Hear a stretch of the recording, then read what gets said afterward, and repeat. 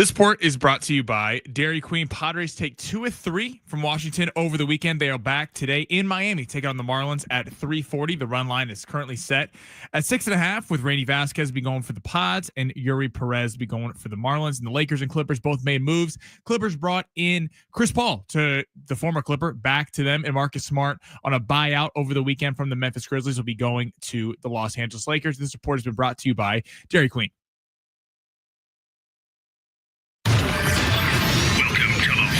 Zone. Oh, two youths. I'm Ben Fletcher. That's Sammy Long. Well, don't keep us in suspense any longer. Show us what you got. No fluff, just facts. Nice start to the road trip for the Padres. Padres win this one, a final of 8-1. They win the series as a result, taking 2 out of 3 from the Nationals. A precursor to the second half, perhaps? That's a good thing. The next series begins today in South Beach. And we're back in the prediction business. I think Holloway actually knocks him out in an upset. Take a close look, because I rule, baby. Maybe. Weekend reaction begins now in the Fletch Zone.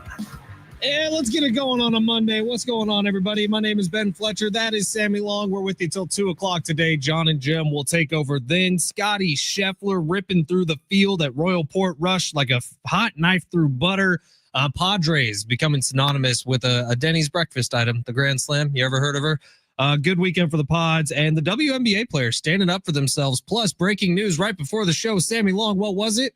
Jerry Jones is considering stepping down from being the owner of the Dallas Cowboys. Can you believe that? Being the owner or being the general manager? Like, he's not considering selling the team. Okay. Admits he's thought about leaving GM role for, quote, small fractions of seconds. Maybe he does it. To Jerry Jones, what is small fractions of seconds? I don't know. Who knows? He maybe thought about it over one of his McGriddles one day. But we'll see. Maybe there's a change in leadership coming for the Dallas Cowboys. We're going to get to everything today. We got a wide open Monday show. Text us 70470. Start your message with team. Leave us a comment on YouTube or on X. You can find us streaming on both those places, at Fletch and Sammy on X, at San Diego Sports 760 on YouTube. And we got some tickets to give away. 4-pack of tickets to Creed. They're going to be coming up on August 6th. And a pair of tickets, or a 4-pack of tickets, to go see Wiz Khalifa. Sammy, you going to see Wiz Khalifa? Yeah, we got Wiz Khalifa and Creed tickets today. This is like the best of both worlds. You got like one of my favorite bands ever to one of Sammy's favorite rappers ever. This is a good thing. Well, I didn't say Wiz Khalifa was one of my favorite rappers, but yes, Wiz Khalifa would be a show I would be very excited to attend. Creed as well. I'm going to Creed. I can't wait for that. There's a chance I'm. Take me higher. Yeah, we'll take you higher. I'm 6 feet from the edge, and I'm thinking maybe 6 feet. It ain't so far down, Sammy. Where does Creed rank on your all-time favorite bands? Pretty high because of the stability of Creed. Like, they've lasted through some stuff. The world loved Creed in the late 90s. The world made fun of Creed relentlessly through all the 2000s. And now all of a sudden, Creed is back. Their tour is selling out everywhere they go. And we got a 4-pack of tickets for you coming up a little bit later on the show. That's going to be exciting. Seriously, like, the staying power of Creed is unreal, because Scott Stapp in the middle of it, the lead singer, he went through a bunch of drug addiction stuff that he's been very open and honest about. You have to be a rock star. Creed almost completely falls apart, and then they get on this reunion tour, and now it's taken over the world. Like, I respect the hell out of Creed. Them and Nickelback were like the most ripped bands of the early 2000s. And guess what both those things have in common? They're both killing it in 2025. So let's go see some Creed together. By the way, how was, real quick before we get in, we have a lot of sports stories to get to today, which is exciting because the last few weeks we know have been a little bare in the sports world. How was Santa Monica? Oh, Santa Monica was good. I was celebrating my buddy's birthday. I played some two-hand touch on the beach. I think it was the first time I ran at full speed in like 4 years or something. But everything was good. How'd you do? Were you hauling in one-hand grabs? You know, I had a couple of nice catches on the sideline, Sammy. I don't think I had a drop on the day, which is good. And then the one pass I threw, we were rotating quarterbacks. I threw exactly one pass. And it was the first play of the drive, and it was a touchdown. So I felt pretty good. Represent the show well, Fletch. I think so. I mean, I was definitely out of breath 5 minutes in. I almost puked a couple times because we had a couple beers before. But it was good stuff out on the beach in Santa Monica. If you were witness to it, I'm sorry you saw a bunch of 29 to 30-year-old men who were just beached whales by the end of one game of flag football or touch football. But it was a good time. And ready for the week, man. I'm excited about this week. A lot's going on. Baseball is back. The Dodgers suck. The Padres are great. Where'd that come from? 3.5 back of the Dodgers in the NL wildcard or NL West race. So let's get to it all. Sammy, we're going to start with the big three, where you take us through the top stories in the world of sports. And why don't we just go ahead, smash that button, get things started on a Monday. Your lunch break break is here. Ready to go back to the office and knock the socks off your friends? I mean, coworkers? It's time for the top stories of the day. The Big Three. All right, we already told them where to watch the show today, so where are we starting with the big three? All right, let's okay, we're gonna get the Padres in the next segment. Okay, we're gonna get in depth to the Padres. There's a lot of external stories going on. So Grand slams. We will get to the Padre talk. But Nick Pivetta. Let's start with Dodgers suck. There, Padres did it. Scottie Scheffler wins the Open despite, we talked about this last week, the comments earlier in the week, doesn't have a lot of fulfillment from golf. Kind of has to ask himself why he wants to win the Masters. Then, of course, he goes out and wins the Open almost by a record number of strokes. He was up 8 on Sunday, won it by 5. What is your reaction to Scottie winning the Open? And do you think anyone today is even current or on the same level playing field as him? Not right now, no. You look at the golf that Rory was playing on Saturday, and he was on fire, and he wasn't even scratching the surface. To do it consistently over 4 days the way Scottie did it, he was on a tear, and he made it look easy. And I promise you that's not an easy golf course. And the way Scottie is so consistent from tee to green, his putter was on this weekend. If he is putting well, I don't think there's a tournament that he loses. That's the one thing that kind of separates him from the pack, is he just reads greens differently. Now, I don't know if I agree with this quote, but Jim's Bone McKay, who has been on the bag of some of the most famous golfers to ever exist, he's currently, I think, caddying for Justin Thomas, but he was Tiger's caddy for a while. This is a quote from him this weekend. I never thought in my lifetime I'd see a player as close to Tiger as this man currently is. He's got a long ways to go until he even sniffs some of the records that Tiger's had. I mean, it's going to take years of keeping this same pace for Scottie to get close to some of Tiger's records. But he is dominating the field in a way that we've only really seen one person do it over a stretch of we're at 3 years now of Scottie dominating this way. Yeah. He's on a pace that you can start to put that conversation together. Yeah, we got some text rolling in 70470. Start a message with the team. Let us know what you think about anything, Scottie Scheffler, anything sports related. But yes, it's cool to see. It kind of goes back to what we talked about a few weeks ago about, is it more fun in a sport like golf, tennis, boxing, UFC, when there's one person dominating and to see the kind of greatness they can achieve, or when it's kind of a revolving door of who's winning and who's not? Scottie's on another level. The comments last week were definitely kind of odd and off-putting. You just wondered how locked in he'd be. What's the Eminem lyric? Until I collapse. He goes, when you're on top, you got to reach and grab it for as long as you can because it's not going to be there forever. That's the kind of thing I thought heading into the weekend. Like, just because you won a couple Masters and everything, this can all go away like that. Rory won a couple majors, really close back-to-back, 2012, 2014, and then there was a long time before he won that Masters this year. So, but I mean, this guy is on another level. It's insane watching him play. It's cool getting to watch it because I was kind of too young to watch. I watched the tail end of Tiger's career, but when he was all in the heat of everything, yeah, it'd be cool if someone was kind of close to the records. Again, he's not Tiger yet, but it'd be a shame if we kind of see him retire early with some of these comments, talking about fulfillment, things like that, because this is a guy who could chase some serious records down the line. And I'll be like, the quotes that we got from him last week were very thoughtful, and it's fine for him to think that way, but it's not what we want out of our athletes. It's not what we want out of whoever's doing the best right now. And it sucks to see it. It takes away a little bit of what was an amazing weekend in golf. Totally. Because you don't feel like the commitment's there, even though he's showing you it is. We're not hearing it also. Right. It's like when a band makes a great song and the lead singer trashes the song. Yeah. Because they goes, I hate that song. He goes, well, the rest of the world likes it. So be a little grateful that you made a song. Okay, let's go to the NFL. Pearl Jam was famous for that, weren't they? Oh, yeah. Like when Black came out, it was the number one song ever in the... Slash had the greatest response to it all. He said, personally, he's like, I don't love Sweet Child of Mine, but I love the crowd's reaction, so I like playing it. There you go. Some bands other than Guns N' Roses. Scottie, take some advice from Slash. Maybe wear the hat next time. Exactly. Dude, top hat while he's playing. Yeah. Let's head to the NFL. I mean, maybe the most important news today is the Chiefs open training camp, but that's a thing for another day. Oh, my God. Karlaftis signs a 4-year, $93 million, $62 million guaranteed. What does this mean for the Chiefs and other pass rushers, mainly the Bengals? Trey Hendrickson, who is still holding out.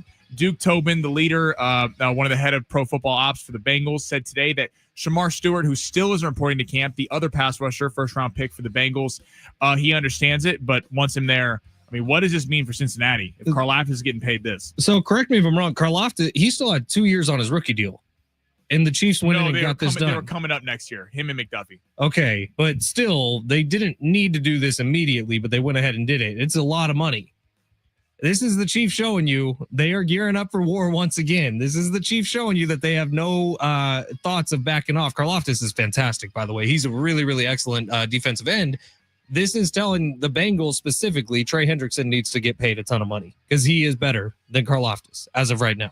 He definitely is. So this is telling you that money needs to be spent or you're going to let these guys walk. I think it was a good deal for the Chiefs. $93 million. That's 62 guaranteed. It is insane what these guys are making, but well earned. And I think it's telling you all you need to know about the current state of guys who get the quarterback and the quarterback are the two people who need to be paid. I think this is a genius move by Brett Veach, not only to lock up Karlaftis. Some people might say it's a lot of money. It is a lot of money, but Karlaftis has quietly been a really good player. He's not a superstar, but he's a very solid, good player for the Chiefs. You're looking at around the AFC. You're looking at the Bills. You're looking at the Ravens. You're looking at the Chargers maybe, and the Bengals. The Bengals were the one team that beat the Chiefs a few years ago.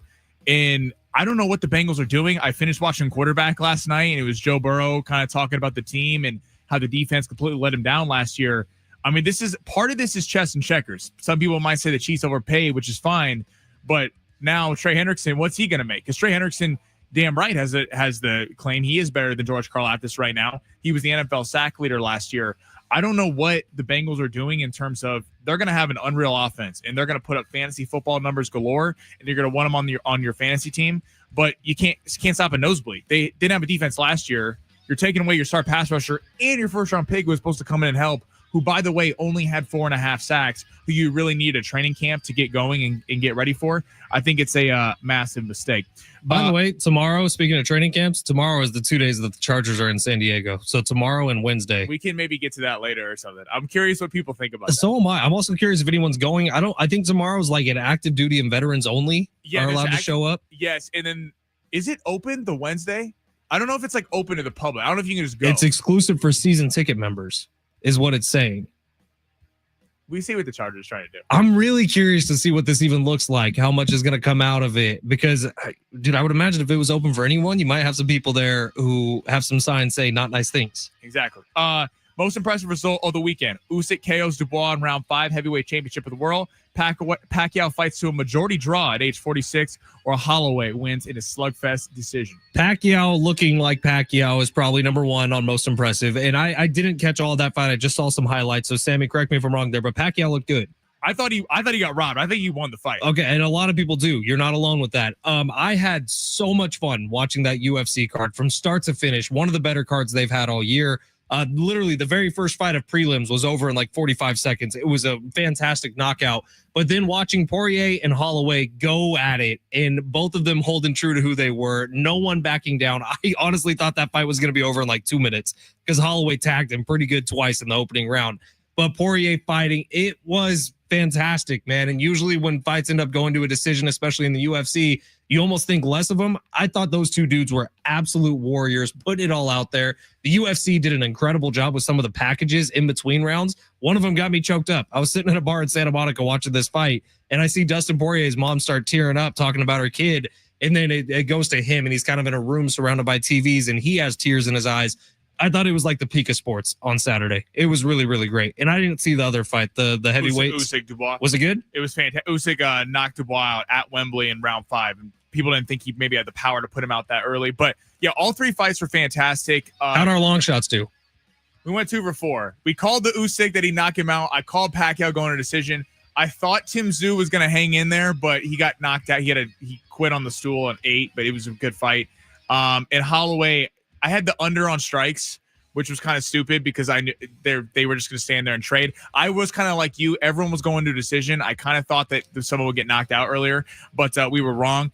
In terms of Holloway Poirier, amazing fight. It was absolute slugfest. It was cool watching them post-fight talk about how like both guys admitted they were nervous they were going to get knocked out during that fight. There were moments where the other guy had big moments in that. Yeah, it was cool to walk out. Lil Wayne. It was a great fight. Dana White did a great job putting that together, knowing that was a very fan-friendly fight. Pacquiao, I thought, got robbed. I thought he won the fight. Barrios was very timid. He was not using his jab very well. Pacquiao landed the harder shots. I don't think he has the power to be a real player anymore at the division. But in terms of did he win the fight, I think he won the fight. He landed some pretty clean shots on Barrios. And at age 46, for a guy who is a world champion, fought Tank Davis, fought a lot of guys, super impressive. And the walkout for Pacquiao playing Eye of the Tiger was unbelievable. Are we getting more Pacquiao? He wants a rematch. Now, if he wants one, he deserves it. He showed well enough in that fight. I am nervous. I mean, he'll be, what, 40? A little weird. There wasn't a ton of promotion for the Pacquiao fight. Yeah, it was. Like, I was with a lot of guys this weekend who everyone knew Holloway Poirier was coming up, but nobody even knew Pacquiao was fighting on Saturday. Amazon is like, UFC's obviously ESPN, so they've been pushing a lot of promotion toward Canelo Crawford. But Usyk Dubois was fantastic. He knocked him out in the 5th round. Dubois was on a tear leading up to that, and Usyk's up there as an all-time great heavyweight. So overall, it was an extremely fun weekend for combat sports. This is great. We have text coming in, and again, text line 70470. Start your message with team. On the Chargers being in San Diego the next couple of days, we have text coming in on Scottie Scheffler winning the Open Championship out at Royal Port Rush, and we have text on the Padres. We're going to get to them all coming up next. It's San Diego Sports 760 live on the iHeartRadio app.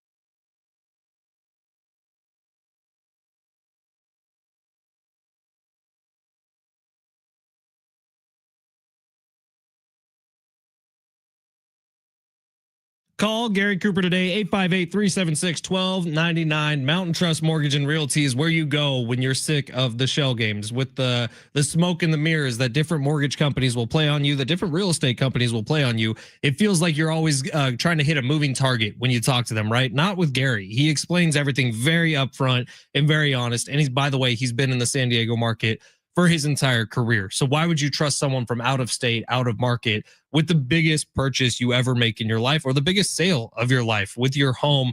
The most important thing, where you raise your family. Gary Cooper is the man for you. He eliminates the smoke and the mirrors. He eliminates the shell games, and he explains why when you talk to 5 different mortgage companies, you get 5 different answers regarding your interest rate.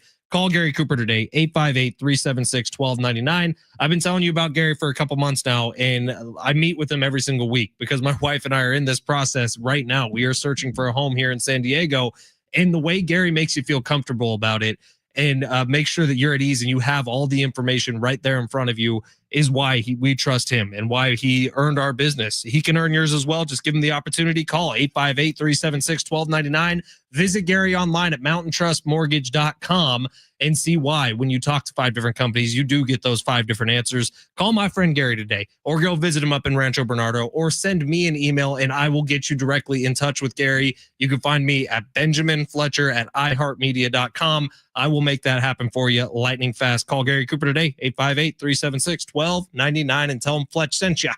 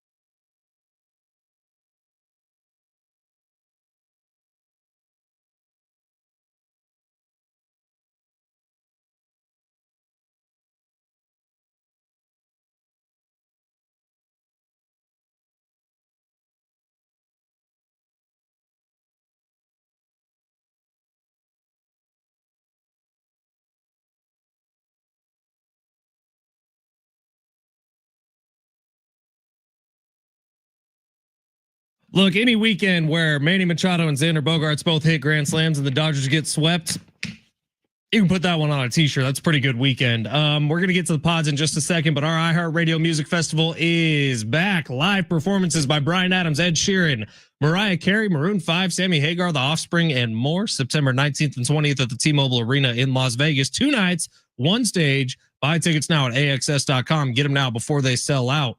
How about the pitching performances from Dylan Cease and Nick Pivetta, both with really, really great starts over the weekend? Nick Pivetta working himself towards some Cy Young votes potentially this year. And then the offense coming to life a little bit. The power seems to be back with the Padres. Manny Machado, Xander Bogaerts, both hitting grand slams. Fernando Tatis Jr. scoring a bunch of runs, even though that batting average really isn't ticking up. It was a solid weekend for the Padres, made only a little better by the fact that the Dodgers got swept by the Brewers once again, going 0-6 against the Brewers this year. I believe that is the Brewers are paying their salary of about $104 million. I could be wrong on that number. And the Dodgers up over 300 to go 0-6 against them. That's got to be a rough taste for the Dodgers. But we wake up today, Padres are 3.5 back. Is that NL West back in play? Yeah, it is. I think so. Now, 2 things. Number one, on Friday, we got to give the station credit here because Fletch said 10 strikeouts. I had said 8 or something for Dylan Cease. So Fletch was closer, but we both called Dylan Cease's performance. And then I was listening to John and Jim later in the day, and they called that there would be a grand slam the first of the season that night. So Manny Machado hit it. So just want to shout out all the guys here. How about us? And we say hi to Dylan every single day because he's a listener. Dylan's a big fan. Hi, Dylan. Big fan. What's going on, Dill? How's that stash? Yeah. You want it back? Using any oils? Yeah, the beard back. In terms of the division, yeah, I mean 3.5. You look up a couple weeks ago, we were sitting here when you were on vacations, like it was 9.5 games, 10.5 games. You're going, this thing's done. I mean, the fact that the Dodgers went 5-2 against the Padres, it felt like it was kind of over. The Dodgers have been having like serious problems recently. What the hell's going on with the Dodgers? They had lost 9 games. They won 2 against the Giants for the All-Star break, and then they got swept over the weekend. The Brewers have their number. On the Brewers side note, that's probably a team that didn't get enough respect considering they were about to beat the Mets in the playoffs last year. Alonso hits that bomb in the 9th, and I think people kind of forgot about them, but that's a solid lineup. Brewers are 19 games over 500. The Dodgers have issues. Freddie Freeman, he got hurt last night. He started out the season extremely well, has really been struggling the last month and a half, has not hit the ball well. Teoscar Hernandez, same thing. Mookie Betts had really not been hitting the ball hard. He hit one yesterday that they almost won the game on a comeback. But yeah, the Dodgers got some problems. I mean, the pitching, it's too inconsistent. They were kind of surviving on that month of May where they were on the tear. They were probably overachieving a little bit in terms of the pitching staff was not where it needed to be. I mean, the entire starting rotation was hurt, but they were winning. Now Glasnow's back, Shohei's back pitching, but the bats are not there for the Dodgers. The Dodgers have some problems. This is not an invincible team. I expect the Dodgers actually to be buyers at the deadline because I don't know if right now what they've seen is, if you're a Dodger fan, you'd feel super confident that you're going to go win the World Series. But yeah, I think certainly in terms of the Padres playing good ball, win this series against Washington, win the series against the Phillies, go 2-2 against Arizona, build some momentum, 3.5 games. Now, I'm not going to say that they're the favorite because, again, the Dodgers have had their number. They're 5-2 against them this year, but you're going to play them a couple more series. You're going to play them, I believe, 6 more times. So there's ample opportunity for the Padres to make up some ground there. And coming up, this 3-game series against the Marlins, you feel like probably needs to be a sweep for the Padres. You're just talking about total disparity in competition levels. The Marlins are really struggling. But then you got St. Louis, New York Mets, St. Louis, Arizona, Boston. That is a huge stretch against all teams who are competing for wild card spots or divisions. Yeah. So the Red Sox at the end of that are the other hottest team in baseball. The Red Sox heading into the All-Star break won 10 straight. Yeah, because they pulled Anthony up. Their number 1, 2, and 3 prospects all came up. Yeah, the Cardinals are gonna be interesting because that's a big 7-game stretch. Fletch and I were talking about before the show because you have a chance to, if you're the Padres, to bury the Cardinals and they're no longer in the picture, or unfortunately, if the other thing happens and they win kind of the overall series, they're right back there. You could bury the Diamondbacks. So big couple weekends here for the Padres. And then right after that, it's a bunch of Giants, Dodgers, Giants, Rockies, Diamondbacks. Like you finish out the year playing the majority of National League teams. We're nearing the end, which is kind of crazy to say, yeah. But the playoff stretch starts now. Like you are pushing for the postseason, and the Padres are in pretty good shape right now. Do you have a problem, Fletch, with them not sweeping?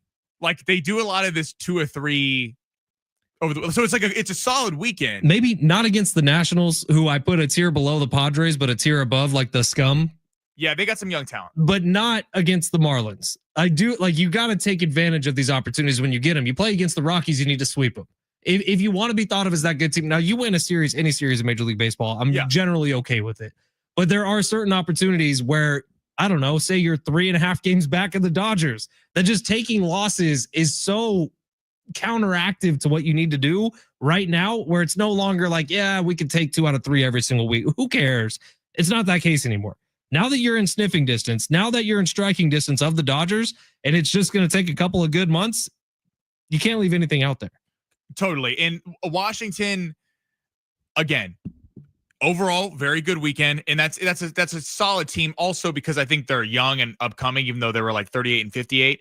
But they also have a lot of former Padres. I'm sure they were wanting to kind of prove. And I think we saw that in San Diego when James Wood went off the first night they were here. And then he didn't really do anything nights 2 and 3. So good couple weeks here for the Padres. But yes, against Miami, I think it's crucial to get a sweep and go into this stretch knowing that when you're playing the Cardinals, you're playing the Mets, you're playing the teams. We love sweeps, but sweeps are probably not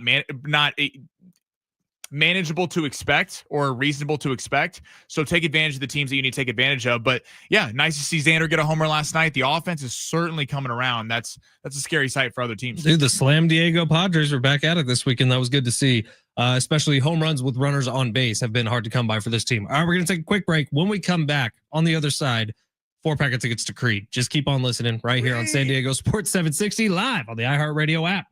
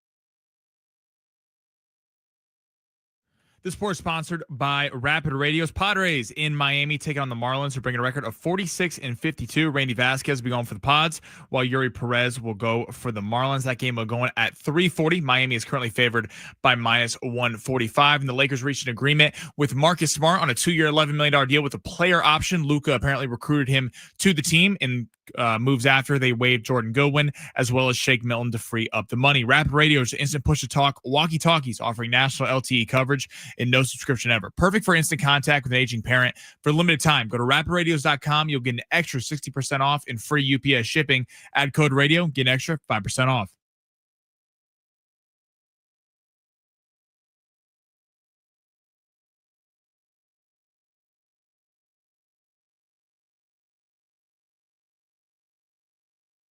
San Diego Sports 760. Ben Fletcher, Sammy Long with you. John and Jim will take over around 2 o'clock today. We got some texts here from the 858. Chargers practicing in San Diego is despicable. And if I wasn't a working man, I'd gather all the people I could find and take them over to ruin the practice and throw something at Dean Spanos. You're entitled to that opinion. I edited that a little bit to make it a little more suitable for air. But I think a lot of people feel that way. And I don't know if these are completely open practices. I think that there's some exclusivity to it. I don't think I'm going to find myself going out there to USD to watch the Chargers training camp, but it's just bizarre that it's even happening. I was trying to describe it to somebody over the weekend by saying, imagine you were in a relationship with somebody, like dating, for 10 years, say, and then all of a sudden they're just out of your life and it's a messy breakup. And they move in with somebody an hour and a half north of you.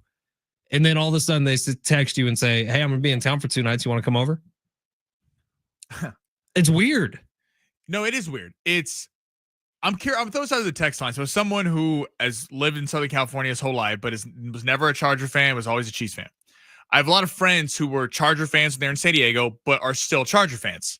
And I was asking them the other day, we're sitting at a bar and I was like, what makes you want to still be a Charger fan? Like, why? Because I understand everyone that's like, hey, they're dead to me. I don't care about them. I don't want to see them. It's easier for me to understand that point of view than the still be a fan point of view. So I got a theory on this, and tell me if this is wrong. 70470. Start your message with team again. 70470. Start your message with team. I was asking them. They're like, they love when they were in San Diego, but I think the people that had 50-year season ticket holders, they're like, screw them. And again, 100% with you. And think about the tradition that gets baked into that. You go Totally. to games with your dad, you 100%. tailgate with your family, and then one day you grow up, you have a family, and you start taking your kids. Like, the tradition that gets baked into having a football team is unlike anything else. I asked them, and they were like, I was like, so if you're not going to root for them because they're going to LA, it's like, if you still want to be a fan of the NFL, which is the biggest sport, it's not even close in terms of ratings of anything else. So being a sports fan, not being an NFL fan, there are people who are, but it is the most talked about sport. You're not going to be a Rams fan because they're LA. So you've grown up hating the Raiders your entire life. So it's probably tough to just flip to be a Raider fan who also is big in LA. In terms of proximity, are you going to be a Cardinal fan who haven't really been relevant the last 10, 15 years? Because I guess Phoenix is the closest spot that's not LA, or maybe the Niners. Maybe you're a Niner fan up north, but it just, like, I'm curious if that plays into it. So they were telling me, to wrap it up, that's why they're still a Charger fan, because they're like, I don't know who to root for. They're kind of in the fact that Phillip Rivers and Antonio Gates and all the legends are off the team, Eric Weddle, it's easier to root for him. But I'm curious if anyone else feels like that, or if that's like just them. It is funny because I thought that heading into this year, this would be the first year we'd start to see it flip back a little bit, maybe. Like, I think it's a little less taboo now if you want to say you're a Chargers fan. Look, I go to McGregor's a lot during the football season. If we have Wi-Fi issues or something in my condo, which we constantly do, that's where I go watch games. And when I'm there, there is a lot of powder blue jerseys of fans watching. And I think that they still go there a lot. I watched a playoff game, the Houston one, in a bar in Encinitas, and it was packed with Charger fans. And there's plenty of you out there. And I get that. And I respect that you can hold on to it. I thought this was going to be the year that it turns to where that was more commonplace. As soon as they made that announcement that they were coming back to San Diego for a couple of days, it immediately started to feel gross again. Yeah, well, it's like, especially for how disparaging they were of the city, and kind of like, essentially like, hey, it sucks. Like, I guess we hope you're still a fan. Like, they didn't, Dean did not, we all know, what Dean Spanos is, but they made no effort to try to keep fans. It would have been one thing I think people might have wrap their heads around it later if they're like, we're not the Los Angeles Chargers. We're moving to Orange County. We couldn't get a stadium deal, and we're going to have trains and buses taking you to and from games. We're going to hold training camp down here. We do all this stuff. I think people might have been able to rationalize that a little bit more. Maybe I'm wrong. I feel like that after the sting of them leaving left, people might have been able to get with that, or Vegas would have been something totally different.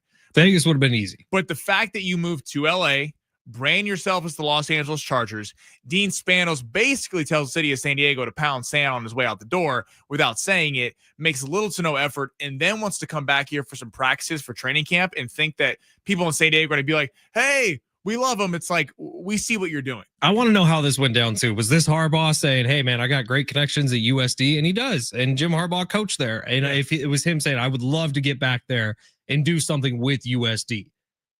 Or was this Dean saying, hey, Jim, can we use your connections down at USD to try to win back some fans? I think it's just kind of gross. Viva Padres said the Chargers blew it in San Diego years ago. Obviously, yeah. Of course. It's Dean Spanos is almost the F word here in town. And it's understandable. Like, he never thought an East Village thing next to Petco Park was going to get done. No, of course not. He made unreasonable asks. So Tom Krasovic has an excellent article in the San Diego Union Tribune about this. I highly recommend going to take a look at it. It's really, really well done by Tom, who's someone who was here when this was all going down. So if you want to, and if you want to just pretend they're not even here, I'm sure you could get away with that too. It's not like I'm seeing posters plastered all over Mission Valley or anywhere saying, hey, just a little bit this way down the Friars Road, you could go see the Chargers training camp. It's funny how ballsy it is considering how ice cold they were to the city when they left. And it's not like they're going all in on this thing. It's not like they're inviting everyone out. No. It's almost like they're dipping their toe in the water. Completely. It's strange to me is what it is. All right. We burned a little more time on this than I thought we were. So we're going to save our AFC South preview coming up in the next hour. Right now, let's give away some tickets to Creed. If you want to go see their show coming up on August 6th, they're going to be out at the North Island Credit Union Amphitheater. You can win a 4-pack of tickets right now. For more tickets and info, visit Ticketmaster.com if you want to buy some tickets in. But a 4-pack of tickets on the line. What number you want to give them to, Sammy? We haven't done 8 yet. Let's do 8. Let's do caller number 8. You're going to go see Creed out at the North Island Credit Union Amphitheater and see how much higher we can indeed be taken as we look back at a 2001 halftime AFC Championship game performance with a bald man going across the banners. We asked Scott Stapp about that. We had him on the show over on KGB. And Scott said, as funny as it was in the moment, and he also said, we had no creative direction over that. That's just what the Cowboys told us we were doing. It really became like a rallying cry for Creed. And now it's looked back on fondly by all the members of the band. But it is San Diego Sports 760. If you'd like to go to that show, give Sammy a call, 877-767-4760. Caller number 8, you're going to see Creed at the North Island Credit Union Amphitheater. Coming up next, it's time for Long Shots, where Sammy Long puts together a daily fantasy sports lineup. Who knows how much longer we're going to be able to do this as California looks to try to ban long shots. They're just mad at us. Yeah, they're mad because we're winning so much money. That's coming up next. It's San Diego Sports 760 live on the iHeartRadio app.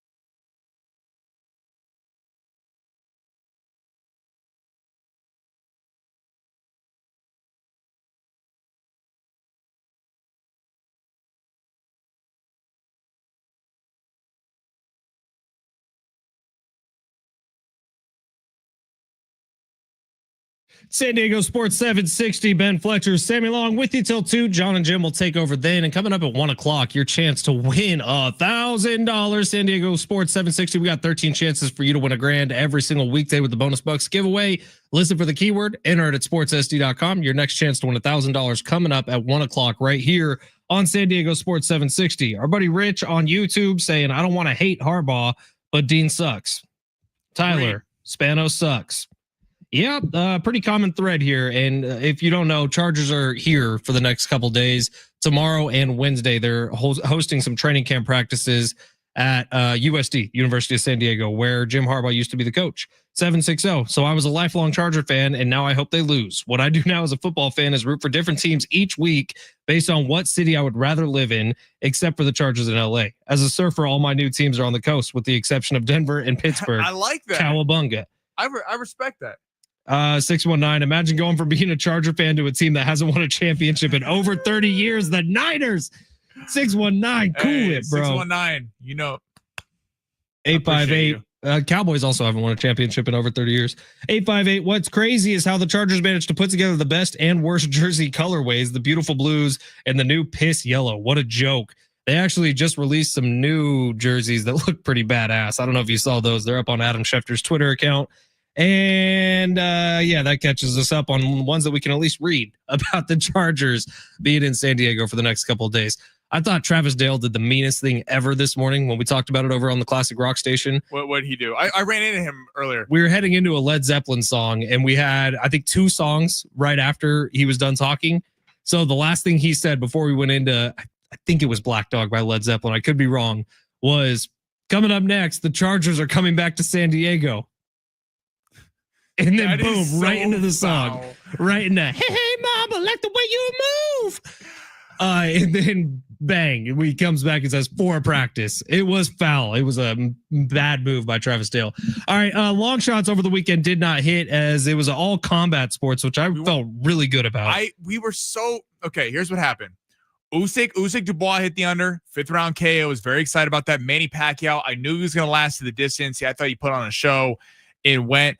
I was frustrated before. So when we bet the under on strikes for Holloway and Poirier at 257.5, like 3 hours before fight time, I checked Prize Picks and it had jumped 8 strikes. So it was like 267.5.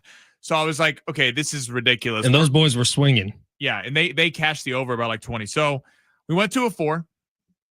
It's not our finest moment, but you know what? We were close. All right, well, let's find out where we're going today. Sammy Long, smash it. Let's see. Underdogs? Nah, that's old. Those with a less than good chance of winning? Too wordy. Wait, he's all big time now, huh? It's time for Sammy's Long Shots. Hold on. Can't talk until I say the important stuff. Long Shots is presented by Circa Million and Circa Survivor. Now, go. You want to tell everyone what Circa Million and Circa Survivor is real quick? I'm so excited. We're going to Vegas in a month. Circa Million, Circa Survivor. Circa Survivor. Literally 1 month from today. Literally 1 month from today, we will be going out there. Circa Survivor. You pick one team each week, NFL season. So it doesn't matter. It's not the spread. You're just picking them to win. You need to stay alive. You either go 20-0, win millions of dollars in prizes, or you just outlast everybody else. Last year, I believe they had 3 different people, like a group of friends from New Jersey, one from Tampa, one from someone else. They were all watching the final week because they all had something different final week of the season. So you pick one each week. It's $1,000 to enter. Kind of get all your boys to do it, or you can just do it yourself. And then Circa Million. You pick 5 games against the spread each week. So that's kind of more of a, if you think your NFL knowledge is on point, you know more than everyone else. 5 picks against the spread each week. You can win millions of dollars in prizes. Also $1,000 to enter. So Fletch and I are doing that as we've been on record. We're very excited for it. I'm pumped. Should we go see a show? Like Cirque du Soleil? Cirque du Soleil. I've never been to one of those before. Give us show recommendations in Vegas, 70470. Start your message with the team. David Copperfield's going to be going? That would be cool. I saw Penn and Teller, which is cool. I'm looking at the Thursday night Tournament of Kings. You want to go to Excalibur? Let's watch do it. Some medieval times? There's like a Star Wars that one might not be PC. Empire Strips Back. Yeah. I've heard of it. I heard it gets great reviews, but that's not. It also comes to San Diego every year. I mean, we would never do that. Never. I mean, that's ridiculous. Penn and Teller is already sold out for that day. Penn That's and Teller, crazy. That's a phenomenal show. Chris Angel Mind Freak at Planet Hollywood. Oh, I'd go saw see that. Carrot Top. He's like the longest running show in Vegas. Chris Angel was fantastic. I saw him. I think we should go to a show. Let's do it. All right, these people Let's are here. talk to Dom. These people are here for gambling. Okay. So we had all combat sports. Guess what? Baseball's back. We're all very excited about it. We had a long week where it was, All-Star break and all that nonsense. We're back to real baseball. So I actually have a 4-legger. I'm gonna have Fletch veto one though. Fletch is back to vetoing one tonight. Okay. These are all pitchers. I have a lot of pitcher picks I like tonight. Paul Skeens, he's throwing tonight. He is in this. We're gonna start with Paul Skeens. 6.5 pitcher strikeouts more than against Detroit. Now, some might go, Sammy, that seems easy to bet Paul Skeens over considering he's one of the best pitchers in baseball. I'll tell you why. The Detroit Tigers, Tarek Skubal had like 11 Ks last night. Fantastic Sunday Night Baseball. They played late. They played later than everyone yesterday. The Pittsburgh Pirates are going to have to match the bullpen kind of output of the Tigers. The Tigers saved everyone yesterday because Skubal's fantastic. That means that the bullpen's going to be completely reared up, ready to go for today. The Pirates struggle hitting the ball. The back end of the rotation's not great. It's just Skeens and Keller. Skeens going to have to go a long ways tonight. I fully expect he's going to be able to do that. I think 6.5 pitcher strikeouts, even against a really good team in Detroit. I think he's going to be able to do that because he's going to have to try to save the pen if the Pirates have any chance of winning the series. On the other side, this is playing into my take on this. Jack Flaherty, less than 17.5 pitching outs. This goes back to the bullpen being completely used yesterday. Last night, they played later. They were the Sunday night game. Everyone else played a day game. I expect that the bullpen's going to be fully ready to go. They're going to pull him quick. Flaherty's weird too. Flaherty's an odd pitcher. He can be either fantastic, but he throws balls that can get hit. He's a very kind of ground ball oriented pitcher in the sense of kind of like if we're comparing him to the Padres, he's better than Randy Vasquez, but it would be Randy Vasquez. It's very kind of getting double plays, things like that. Flaherty can get touched up, and despite the Pirates not being able to score a ton of runs, they do have a little bit better end of the top of the lineup with Brian Reynolds, a few of those guys that I think they get credit for. Okay, final two. Zach Allen, 5.5 pitcher strikeouts against Houston. We're going more than. He had 10 and 9 in the second and third starts ago. His last start was not very good against the Angels. He only had 3. Zach Allen, though, the Diamondbacks are right there. They're kind of on that border between falling out of this thing. They need a big week if you're Arizona, if you want to stay in this thing. I think they're going to go with their ace pitcher. 5.5 strikeouts against Houston. We're going more than. I also have a first inning one as well. So Dodgers in Minnesota, David Festa, Shohei Ohtani, less than. I'm going to tell you why. Dodgers can't hit the ball. It's a fact. They literally can't hit the ball right now. And on the starts that Shohei pitches, his batting average has gone down at the top of the lineup. They moved Mookie to the number 1 spot. Ohtani is hitting 2. Ohtani has not hit very well in the games he has pitched, especially early in those games. Mookie has really been struggling recently. Freddie Freeman's out of the lineup, so Will Smith's going to be in the 3rd spot. And so I think that the Twins will be able to get to the first inning, and Shohei Ohtani has been money when he's on the mound, even though that is the Dodgers. He's been fantastic, so I expect them to get to the first inning. Been thinking hard about this veto. And I tried something a little different today. Rather than going with my gut on the gambling instincts, I went with how confident you sounded. Okay. Oh, wow. Okay. I was really trying to listen to the tone of voice, My pitch. to the way you were talking, to how comfortable you felt. What was I not most comfortable? You were not comfortable with Jack Flaherty. Really? I heard it. I'm okay with that because I like. You were most confident when you said the Dodgers can't hit. That was very funny. Well, that's a fact. They literally cannot. They can't hit the ball. So 17.5 pitching outs. What does that mean? That means he needs to get into the 16th inning. I can't do or math. 6th So inning. 3 Sorry. times 5 is 15.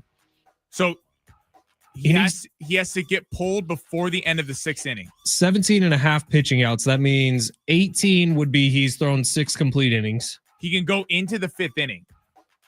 No, into the 6th. I really failed. 6 times 3 is 18. Okay. So if he went 6 full innings, he would throw 18 out. So this would be So if he went 6 innings, we would lose the bet. correct. So I'm okay if you want to take that one out because Flaherty and Skeens is the same game. I get it. If it's kind of playing into why I think both of them, I think Skeens is going to have to match the output because the Tigers bullpen is completely rested. We're locked in. We're taking Flaherty out. Took Flaherty out. Skeens more than 6.5 strikeouts. Gallon more than 5.5 strikeouts. Ohtani and David Festa less than 1 run in the first inning. I feel solid about this. I think this is a Good. I'm glad baseball's back. We have something to watch at night. I know. It was nice watching the Padres over the weekend, especially because, they were hitting. Actually, the one night I didn't watch this weekend was Saturday night, the game they lost. So I thought the Padres had like a perfect weekend. You need to stay away. I know. No, that was the one game I didn't watch, was the Saturday night game. Oh, okay. Yeah. The one they lost. I watched Friday. I watched Sunday. Okay, yeah. So you need to lock in. I need to lock in. If you don't watch the game, I can't miss another game all year long. we know who we're blaming. I'll do that. I'll do my best. Saturday night, I was at a birthday party. I apologize. Selfish. I know. Selfish, Fletch. I was watching the UFC fights on my phone at the birthday party, which maybe that makes me a bad person, but I had to watch Poirier's last fight. Did you purchase it on your phone, or were there certain links that you were able to watch it on? What are you talking about, Sammy? You think I'm a criminal? Of course I purchased it.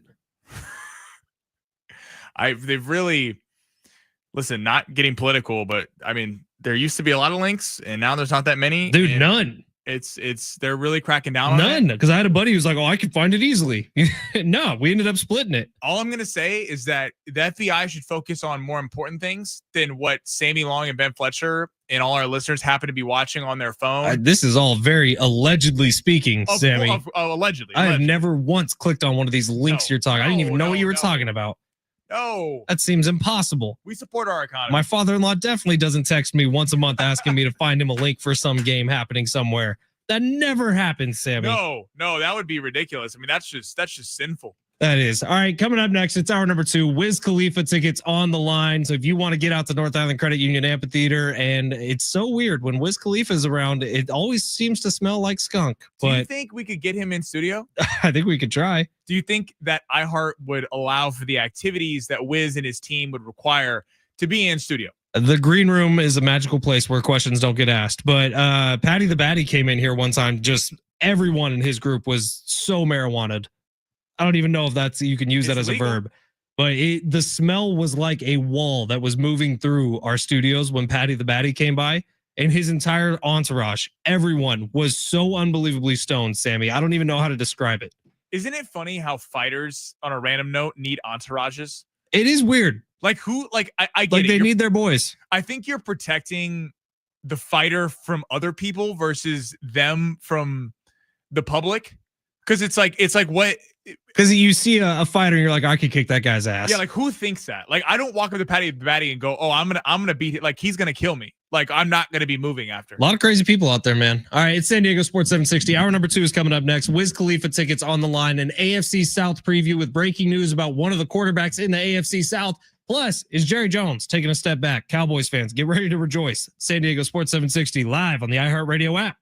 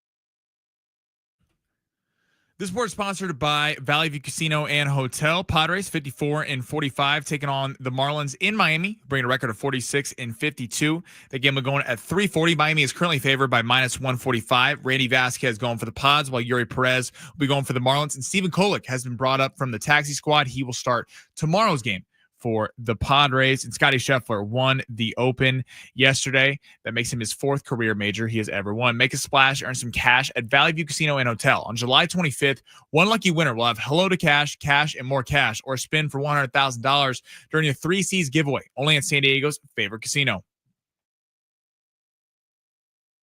Welcome to the Fletch Zone. Oh, two youths. I'm Ben Fletcher. That's Sammy Well, Long. don't keep us in suspense any longer. Show us what you got. No fluff, just facts.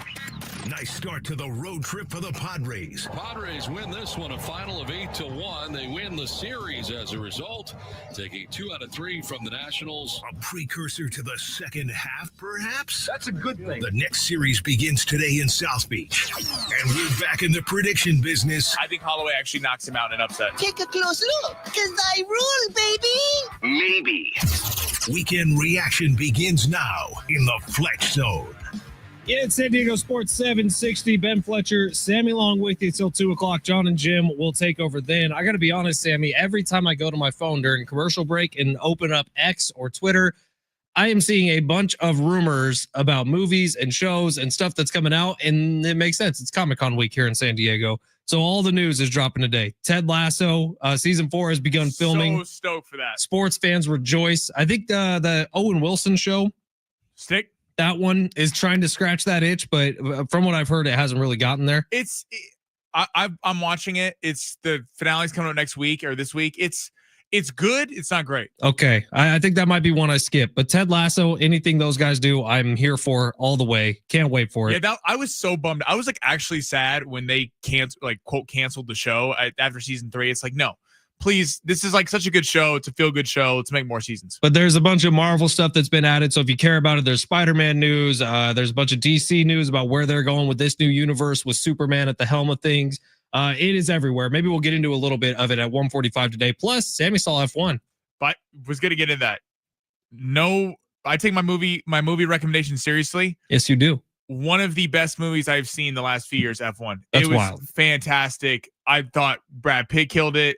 Damson Idris, the other actor in it, really could not recommend more. We'll do that at 1:45 today. But I do want to see that one. And that's one. Do you feel like you need to see it in the theater? Yes. The sound? Yes. Was it awesome? It's great because I feel like the racing scenes were great, but it was also a great movie. They did, you know how some sports movies can kind of, Yeah. they can either go too away from the sports or they can go too into the races where you're like most of the movies racing. They did a really good job of threading the story with that. So I might have to go this week. I got a busy schedule. All right. But I'm glad that movie's awesome. And I'm glad that we're getting all this news because I kind of eat this stuff up. But in the sports world, also a ton of news. And if you've missed it over the weekend, the WNBA All-Star Game was this weekend. And it has become the biggest story in the world of sports. So we're going to get into it coming up in about 10 minutes here. I do think I have a little bit of a counterculture take here, and maybe it gets me in a little trouble, but I just don't get it. Personally, I really don't. So coming up at let's say 1:15, we'll get into the WNBA a little bit. Big 3 coming up in just a little bit. And the Padres weekend was great for the Pods. Saturday took a little bit of a step back, but I think the positives of what Dylan Cease did on Friday night and what Nick Pivetta did yesterday, if those two guys are good, this Padres team should be a lock for the postseason. And Dylan Cease has a long way to go after a really disappointing first half of the year. But if Dylan Cease throws out more performances like that, where you saw a little bit of what makes him unhittable at times, where movement was off the charts, he was knocking dudes down, 10 strikeouts in that performance for Dylan Cease. If that guy starts to come back and be a little more consistent in half number 2, Padres got 2 aces potentially on their team. We know that's in Dylan Cease, but can it get more consistent through the second half of the year? That's quite literally the entire season might hinge on it. And go ahead. That goes into the tweet I think you were just about to read. John Heyman said Padres with 3 all-star relievers are even looking for a reliever, also considering a bat, a left field, possibly a catcher, and a starter. Always aggressive. So to that end about Dylan Cease, and it's, Vasquez going tonight, Cola's getting pulled up for tomorrow. If the starting rotation has felt like all season long considering that they weren't very healthy, Michael King, Yu Darvish, when they got healthy, that would probably be the most stable, consistent part of this team, because we know the top 4 or 5 hitters on paper are great, but at times have really struggled to have continuity this year. But the starting pitching staff, even though they've struggled a little bit, I think a lot of that has been due to injuries. If Cease, and I know it's one start, but if Cease can kind of keep up this momentum, keep this kind of stuff up, then it allows you to really go focus on a bat. It allows you to focus on the bullpen, who, as Mike Schild has claimed them, the 4 horsemen, Estrada, Suarez, Morajón, and Adam. But you would like some depth there, considering that Jason Adam has been extremely taxed this season. Estrada's shown some cracks at times, but he's been better recently. If the starting rotation can be solid, and hopefully Michael King comes back, we keep kind of getting can kick down the road a little bit on that. But I mean, this starting rotation is pretty lethal. It would, if you could add a reliever, certainly a bat on the back end, because the catching situation's abysmal right now. Then I think you're seriously talking about a team that could be a real problem come playoff time. Padres with 3 all-star relievers are even looking for a reliever, also considering a bat, left field, possibly catcher, and a starter. Always aggressive. Look, AJ Preller, we know, makes phone calls on absolutely everybody. That's part of what makes him the rock star GM. That's part of his MO. What the hell are you going to trade to get all this? That's what I just don't really get with the Padres. And not all of it's happening. I promise you that. So the other thing, and counter to everything I just laid out there, is if Dylan Cease is playing well right now, do you move him? That's good for multiple reasons. Yeah, think about it. You keep him, but you're upping his trade value, because Dylan Cease on name value alone, I think, was going to gather a lot of trade value. And if he's playing well the next week or so, going in the trade deadline, then you got some real fish to dangle out there, because to realistically think you're going to go far in the playoffs, the catching situation cannot be this bad.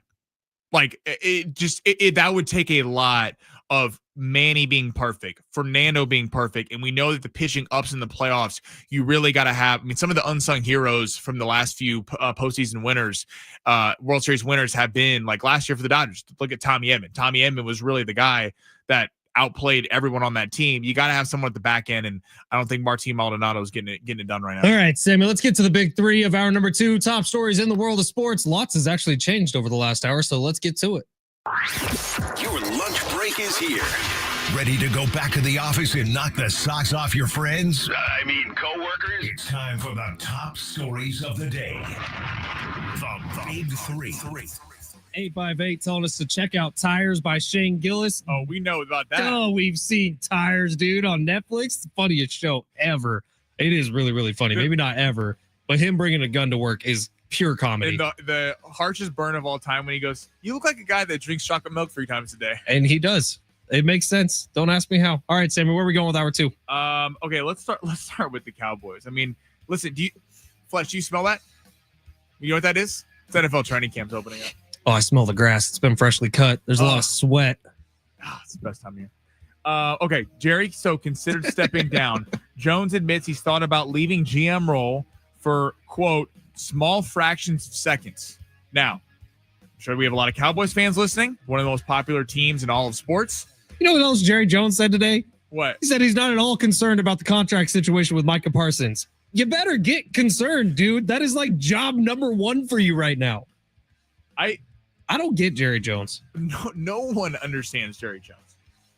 I mean, this is a man who, yes, in the 90s had success, and they were a dynasty, and that's where Cowboys fans got to walk around with their chest out for a long time. But it feels like for a city like Dallas, a brand like Dallas, it is just unacceptable for how bad, or not bad, they've been for so long, how mediocre they've been for so long. And I think that really comes from Jerry Jones. I mean, what owner's press conference takes precedent from the media over the head coach? Mike McCarthy, when he was still the head coach, would be answering questions that Jerry Jones, because he'd always run down and do the media scrum right after the game before Mike McCarthy could even get to the presser. Jerry Jones would be having these super hot takes, and Mike McCarthy would be having to answer it. Brian Schottenheimer feels like a little bit of a puppet to me. That feels like a coach that Jerry's going to be able to control. I think this would be the best thing for the Cowboys if he did step down, but we'll see if he actually does it. He's 82 years old. I mean, man, Jerry, you got to take advantage of the years you got left, my guy. $17.6 billion is his latest net worth. Do you know his real name is Gerald? Jerral. Gerald's not a very trustworthy name, if you ask me. You shouldn't. The owner of a team, of a franchise, should not be causing headaches for the team. It just as a rule. Too late. He's been doing it for 50 years now. To that point. So it's when the side. How do you expect to win on the field when the sideshow's happening upstairs? I mean, remember what I forgot what Cowboy player said it, but they would literally take team tours, like fan tours. You could go there and tour the facility through the locker room, through all this stuff. When they're in season practicing and the players, reasonable requests would go, hey, is there any way that, we could not do this because we're trying to focus on getting better? Like, do you think the Patriots during their dynasty was having team tours, fans coming through? No. It is an ultimate Cowboys problem. Brian Schottenheimer, by the way, was asked today if he deserved the opportunity to be head coach of the Cowboys. It's the most unserious hire of an NFL head coach in a long, long time. Remember how they buried it on the Friday night? Yeah. Of Super Bowl weekend? I mean, people said that about Dan Campbell, too, in all fairness, saying it was a completely unserious hire for a head coach. But Dan Campbell worked out. Maybe Brian Schottenheimer does, too. But he was asked by a Dallas reporter, do you think you deserve this job? He said, absolutely. There's no question. And it can't get here soon enough. That's a Steve Hartman question. Yeah, it's crazy. All right, you got another one for us? Yeah. So let's head to the NBA real quick. Lakers signed Marcus Smart on Sunday, beat out the Suns and the Bucks. This was a Defensive Player of the Year in 2022. Luka pushed for the signing to happen. Chris Paul goes back to the Clippers today, doing the reuniting. Will not have Lob City because Blake Griffin will not be there, but seeing him back with the Clippers, which signing is more impactful for either team? Marcus Smart feels like a big deal to me. Like, I thought the Lakers lacked a little bit of toughness this postseason, and I thought a lot of that was on the defensive end. Marcus Smart is a tough player. That is the best part about his game. I think that's a huge addition, man. I don't know what the future looks like with LeBron James at this point. It feels like there's at least some fractures going on in that relationship, and things move very, very quickly in the NBA. So LeBron may not be a Laker by the start of the next season. Marcus Smart feels like a culture piece. He is a toughness piece. He is someone who in the postseason, when they start letting guys play a little bit more, is always the one who's in the middle of something. I really like that signing by the Lakers. I mean, Luka pushed for this. This guy... Because Luka doesn't want to play defense. Yeah. But 2022 Defensive Player of the Year, and he was limited to 53 games of the last two seasons with Memphis. But this wasn't to say he wasn't good when he was playing. And I know he struggled a little bit at times because of the injuries. Is he the same player he was a few years ago? Maybe not. But in terms of that's exactly what the Lakers needed, I wouldn't be surprised, actually, if Austin Reeves or Rui Hachimura come off the bench and he ends up starting, because he will take the best offensive player guard on the other team, and he can let Luka do what he needs to do and score. Reeves, same thing, because I mean the big concern if you're in Lakerland is Reeves and Luka going to be able to defend anybody? And the question to that is probably not. They can outscore a lot of people, but they can't really defend. So I think this is a huge sign for the Lakers. Love what they did there. 760 Green saying Lakers getting Marcus Smart is way bigger than Clippers getting Beal. 100. Yeah. So I was going to do the Clippers. The Clippers in Chris Paul. What is this? Right. It's like is this just to put a few more seats? Fill a few more seats? Yes. They signed Chris Paul, who's 39-40. They signed Bradley Beal, who's 32. They signed Brook Lopez, who's 37. Already to a team with Kawhi Leonard, who's had massive injury history. You trade away Norman Powell, who was 32, I believe, for John Collins, who is an older player, in James Harden. Colin Coward said this morning, this feels like a senior citizen team. Like, literally, when are they checking in and think? Not Lob City, but Walker City. Walker City. And that's not to say that they might not be a headache for teams if they were to get in, but last year felt like a real opportunity for the Clippers. They were the only team. They were healthy. Kawhi was playing at an elite level. Harden was playing good ball. They pushed Denver 7 games. I think the Intuit Dome, you're competing with the Lakers in your own city. You're trying to put butts in seats, and I get Chris Paul's a big name, James Harden's a big name, Kawhi Leonard's a big name, Brook Lopez is a name people know. I don't know that translates to winning. I wonder if Steve Ballmer checks in with the Lakers to see JJ Redick can play. Maybe take their head coach. He can come over and shoot some threes. All right, let's do a last quick one. Let's head to college football. We hit on Paul Feinbaum last week, so he's back at it again today. Adamant that James Franklin and Penn State, but really overall, the Big Ten will not win the title, and the SEC should be the favorite. Now, this comes after Ohio State won last year. Big Ten, Michigan, Big Ten the year before. Has the Big Ten overtaken SEC as the best conference in college football? It's kind of hard to say no with Ohio State, Oregon, and Penn State all being as good as they were last year. Now, obviously, things can change year to year, and Oregon doesn't feel like they're going to have the staying power necessarily at the top like they were a year ago. But Penn State's nasty once again this year. Ohio State's going to be nasty again. I like the Big Ten heading into this year more than I like the SEC, I think. Yeah, well, and it's like, so Texas, not to say it can't ebb and flow, but are you talking just totally. this year or overtaking in like college football lore? Overtaking in college football lore. In terms of going forward. They're on their way. Let's put it that way. I agree with you. Ohio State, Julian Sand, local kid actually, San Diego, will be the quarterback there. They're going to be really good. Penn State, now, I understand the criticism for James Franklin hasn't won big games, but they're going to have Singleton, and they got two of the best running backs in the country. Drew Aller is supposed to be a really top pick next year at the quarterback spot. They're making up like the 2, 3, and 4 seeds of the college football playoff right now. Texas, obviously, is the SEC's kind of golden child in terms of Arch Manning. Are you projecting what he's going to be? All this kind of stuff. But, yeah, Paul Feinbaum, I've been open. I'm not a Paul Feinbaum fan. I think he's a real mouthpiece for the SEC. And the SEC got to brag forever about how we're the conference and everyone else is playing, they're playing Division II college football. We're really college football. Well, Nick Saban's not there anymore. Alabama doesn't look like the same program. They lost to Vanderbilt last year. Georgia, they haven't won the last 2 seasons. I think we're seeing a little changing of the guard in college football. All right, quickly some text here before we get out. Dan Campbell is a good player and spent years on the Saints coaching staff. Schottenheimer is a Nepo hire that won't last 2 seasons. 858, rename the Intuit Dome to the Life Alert Home. 760, Chris Paul had a better chance to legit win a ring with the Spurs than the Clippers. That's true. I would agree with that. Yeah, especially with the young talent on the Spurs, especially with De'Aaron Fox coming over. I feel like that could be right. 619, sent this on Friday, but was too late in your show. Saw F1 on opening night. It's great. I appreciated the storyline of the team trying to stay in F1 rather than an unrealistic storyline of going from last to first and winning the constructors.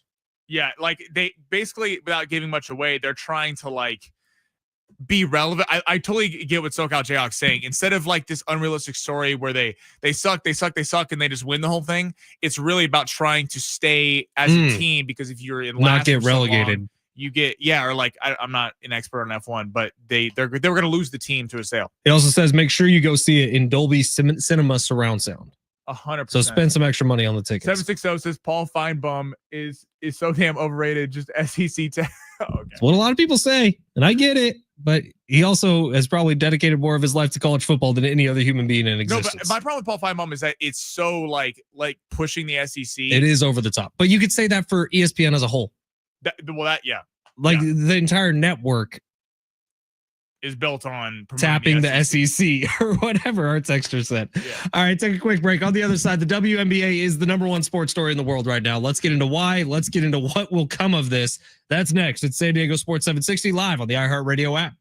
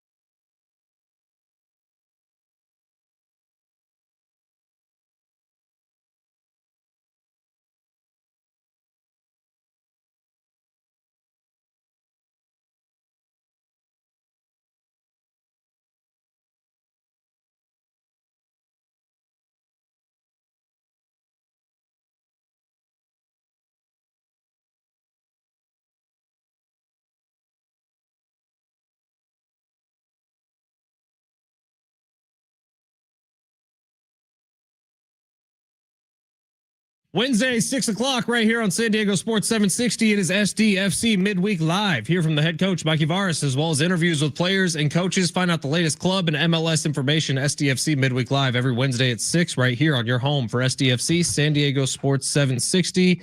Played Vancouver to a draw over the weekend. Remained atop the Western Conference of MLS.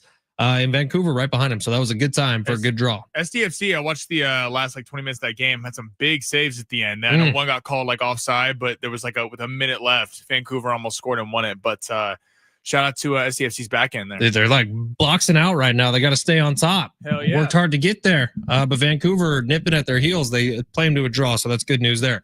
All right, the WNBA. If you missed it, their All-Star game was over the weekend. It was Team Clark versus, who was the other captain? I don't know, was it Kelsey Plum? It might have been. I think it was Kelsey Plum. But either way, it was a sold-out crowd. Great for the WNBA, who is having another record year after a year ago when Caitlin Clark first got into the league. It exploded a little bit, and it's awesome because I think obviously it's been years of really, really hard work for them to get to this point. And Caitlin Clark has been a bit of a figure like Tiger Woods was in golf that really resurged the sport. And it's good to see that the WNBA is having success. But the newsworthy stuff, the thing that took over the internet for most of the day yesterday, most of the day today, was that Caitlin Clark's team was wearing shirts that said, pay us what you owe us.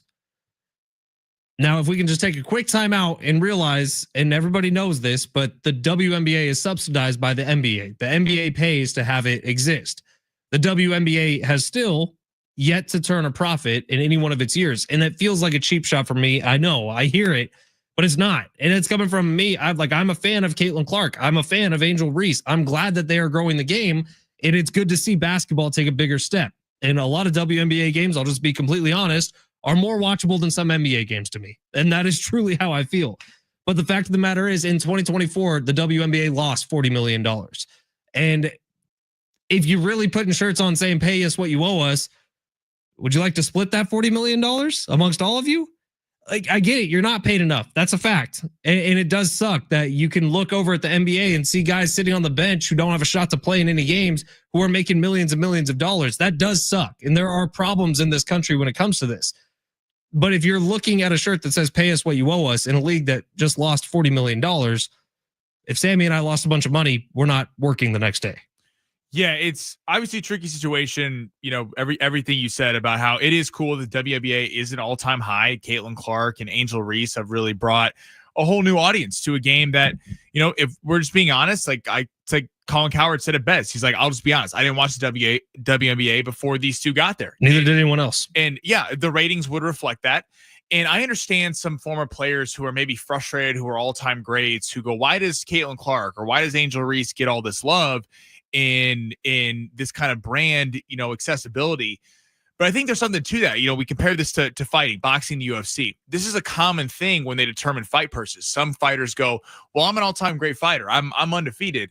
Look at Ryan Garcia. Ryan Garcia has multiple losses, except he sells pay-per-views. People buy, he can lose multiple fights in a row, and people will pay a lot of money to watch him fight, whereas some other guys are maybe better fighters than him, but they don't have that. Caitlin Clark has the same effect, as well as Angel Reese. She's extremely marketable. People, for whatever reason it is, and you can get into, there's a lot of components to it, but why she is so popular, and there's been an entire kind of revelation around her. I mean, she got hurt for a couple weeks, and the ticket sales, I could be wrong on this, dropped by 400%. Yeah, they tanked. It went from well north of $50 a ticket to less than $15 a ticket. So in terms of brand marketability, she is WNBA in Angel Reese, and it feels like, even I don't know all the details, but I saw an thing. Kelsey Plum after the game kind of took a shot at Caitlin Clark. They all hate Caitlin Clark. Yeah, they're like, oh, she's, they wore the shirts, but they didn't show up to the meeting. We were discussing this. It's odd to me how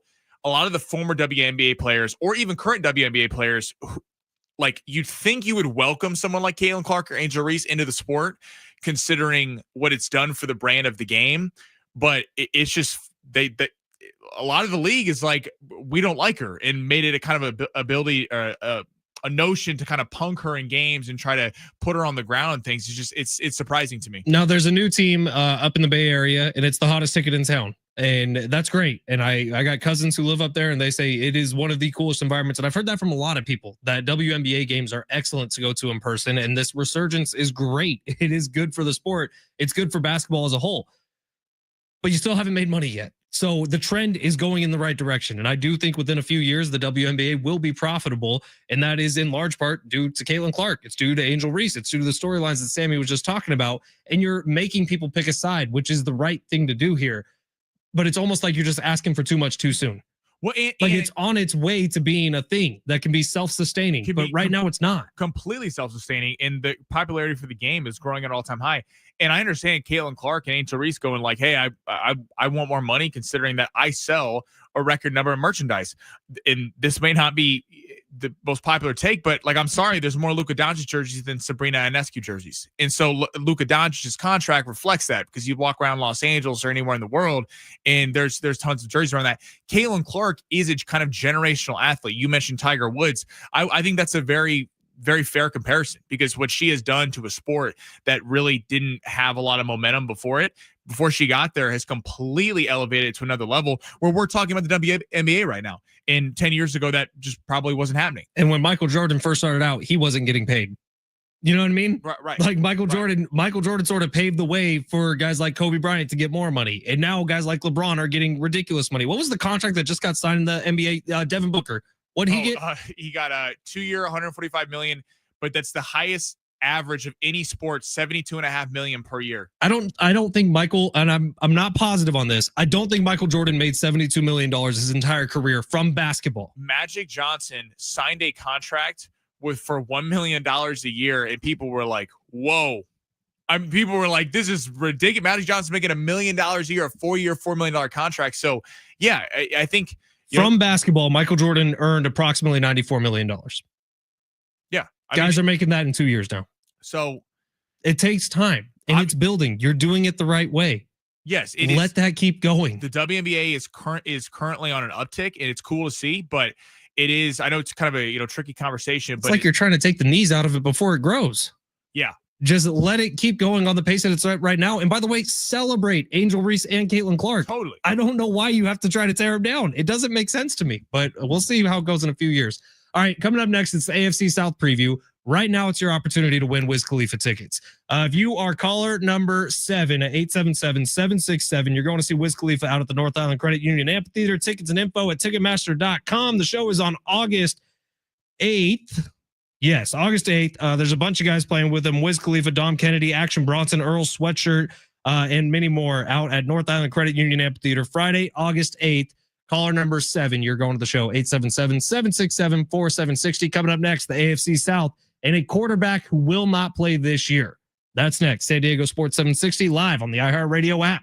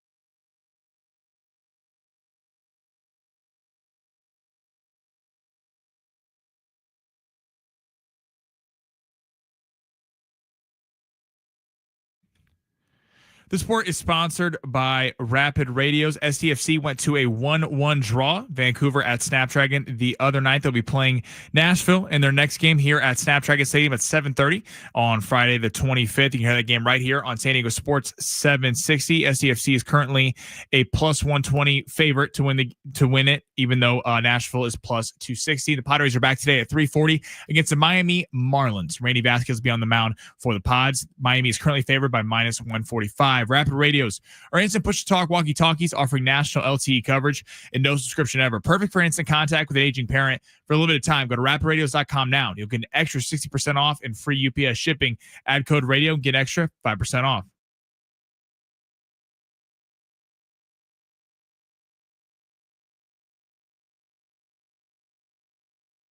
Happy birthday, Robin Williams. I did not realize today was the day, but Robin Williams, one of the greatest comedic and serious actors ever, passed away, almost 10 years ago now? Crazy. Robin Williams, today is his birthday. So happy birthday to the GOAT. Maybe coming up at 1:45, we'll go through some of our favorite Robin Williams things. You could join in on that too on the text line, 70470. Start your message with team. Hey, if you're first trying us out today, my name is Ben Fletcher. That's Sammy Long. We've been going through a bunch of NFL divisions. We will do so today as well with the AFC South. But I did want to mention something that Quacked on Padres said on Twitter. He noticed that when Sammy, especially when we start the show, Sammy will often slide in to the camera frame. And it's a lot like the Chris Collinsworth slide on Sunday Night Football. And I didn't realize it, but that's exactly what you do every single time, Sammy, because you're doing something over there on that side of the studio. Yeah, I'm checking the other computer, but shout out to Quacked on Padres, loyal listener, for noticing my Sammy Collinsworth. He called it the Sammy Scoot, and I like that a lot. The Sammy Scoot. I think maybe if you ever open like an OnlyFans page or something, you could call it the Sammy Scoot. Hey, hit him with the Sammy Scoot. By the way, Quacked has a great little stream during Padre games you can check out. Oh, very nice. I tap into that nightly. Well, that's cool, man. All right, it is San Diego Sports 760. We are getting so close to the NFL season. I believe all 32 teams are up and going in training camps now. Oh. Which that's a good day. That's all we need. Once training camp's here, we have reports and they're running routes. It's just so much better. First preseason game is in like 2 weeks. Oh, I will be watching the entire Hall of Fame game. We're getting there, Sammy. We are nearly to the NFL season. So with that being said, give me some horns. All right, today we're going to the AFC South. We are almost done with our little division tour as well. The AFC South becoming a little more interesting, or at least newsworthy today, which is why I picked him. But Will Levis, who was the starting quarterback for 6 weeks with the Tennessee Titans over the last 2 years, Will Levis has had season-ending shoulder surgery as of today. So not that it's going to change the division in any way, shape, or form, because he was never going to be the starter this year. Cam Ward has gotten that job after being the first overall draft pick. It is notable that Will Levis, who's one of our favorites here on San Diego Sports 760. Why is that?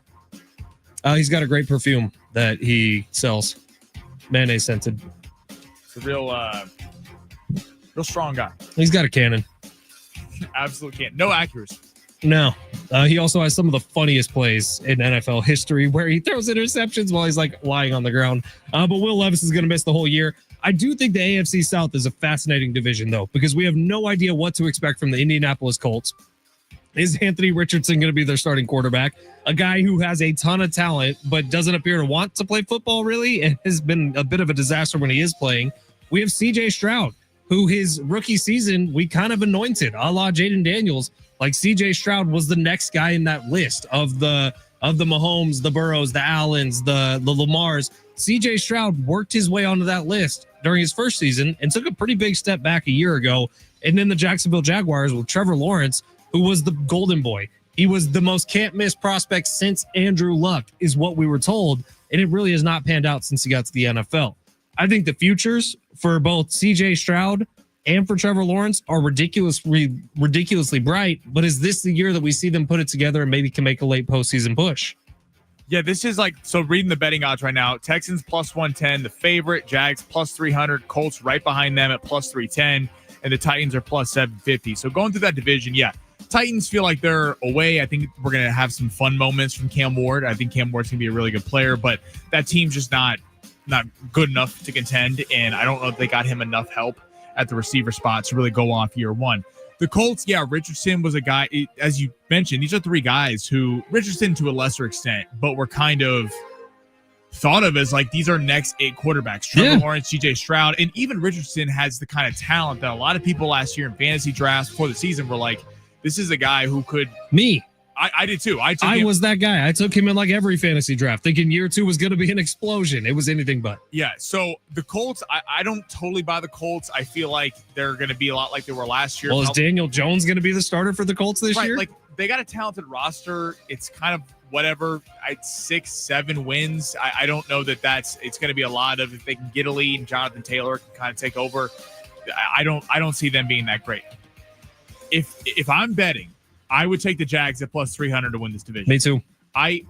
Trevor Lawrence, the Jags are a bit of a disaster class organization in terms of it's kind of, Shad Khan, remember when he was taking a shot at his former GM on the live Zoom? And every time there's thought of as a team going to London, they're the team that gets mentioned. But let's not forget, Trevor Lawrence can ball. He came back on the Chargers 27-0. He gave the Chiefs hell in Arrowhead in a divisional playoff game. This was a guy who was thought of to be a really talented player. They kind of went off the rails last year, but Brian Thomas Jr., really talented young wide receiver last year.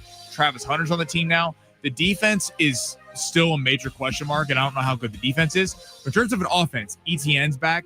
That offense might be the best in the division. CJ Stroud is odd to me. He's a really talented player, but the regression was real. And I don't know if maybe we just got too high on the Texans because everyone was kind of the sexy Super Bowl pick last year, and that didn't pan out. But I don't know how to value CJ Stroud. Now, if we're talking about the Jags, I would also say maybe a fun bet to throw down preseason might be a little Liam Cohen, Coach of the Year. He's brand new with the team. Remember that Duval press conference? He's kind of a weird guy. Yeah, he's odd. But he is an offensive mastermind. And he was with the Bucs, I think, when Baker Mayfield, he turned him into a damn near MVP candidate a year ago. So watch out for Liam Cohen in the Coach of the Year conversation. He's weird. He's been in the league now for around 15 years. But Liam Cohen might be that guy where I bet you he's plus 3,000 right now. Yeah. It feels like all the pressure's on Houston because this is a division that everyone kind of labeled as Houston. I think the Jags are in a prime spot to take that over. In Houston, listen, maybe they're better now that Stephon Diggs is gone. It was weird. It was a logjam. It was, Diggs and Collins. Tank Dell. And Tank Dell. Mechie was there.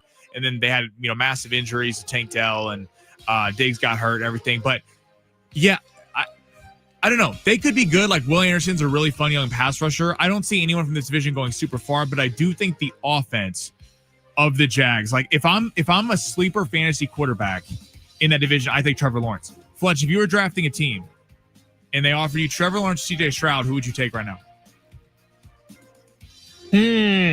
Well, injuries, both of them had them early in their careers.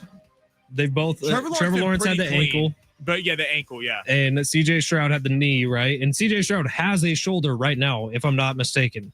Yeah, he dealt with that down the stretch last year. So based on talent alone, I'm probably going Trevor Lawrence, but not with the Jacksonville Jaguars. I need Trevor Lawrence on a team that I control, not Shad Khan. That's to that end. That's why I take Trevor Lawrence. If you go on, resume, he's won a playoff game. CJ Stroud, and he was excellent in that playoff game. Yeah, Stroud won the playoff game. They blew the Browns out, and they lost to Baltimore a couple years ago. So kind of the same. I think Trevor Lawrence has the upside. I would take Trevor Lawrence because I do think that the fact that the Jags ownership is a problem, and it's a revolving door. And how many head coaches has he had? He started with Urban Meyer, right?